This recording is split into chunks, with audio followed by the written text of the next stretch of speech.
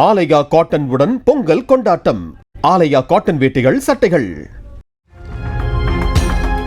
மதுரையில் பொங்கல் பண்டிகைக்கான ஜல்லிக்கட்டு போட்டிகளை பாரம்பரியமாக நடத்தி வரும் கிராம மக்கள் கமிட்டியை புறம் தள்ளிவிட்டு திமுக அரசு அதிகாரத்தை பயன்படுத்தி விளம்பரத்திற்காக அப்போட்டியை தாங்களே நடத்துவதாக எதிர்க்கட்சி துணைத் தலைவர் ஆர்.பி. உதயகுமார் குற்றம் சாட்டினார். அரசு முன்னெடுத்து சென்று உள்ளூரில் இருக்கக்கூடிய அந்த மண்ணின் மைந்தர்களை புறக்கணித்து விட்டு ஏதோ திமுக கட்சியிலே தான் இந்த ஜல்லிக்கட்டை கண்டுபிடித்ததை போல ஒரு தோற்றத்தை மக்களிடத்தில் ஏற்படுத்துகிற ஒரு ஆணவ சர்வாதிகார போக்கு தான் தொடர்ந்து 2-3 ஆண்டுகளாக மதுரை மக்கள் மட்டுமல்ல தமிழகமே முகம் சுளிக்கின்ற வகையில் இன்றைக்கு திமுக இந்த ஜல்லிக்கட்டு போட்டியை கையாளுவது வேதனையின் உச்சமாக இருக்கிறது.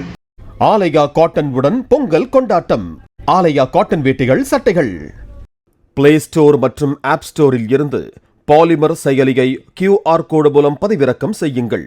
செய்திகளை உடனுக்குடன் பெறுங்கள்.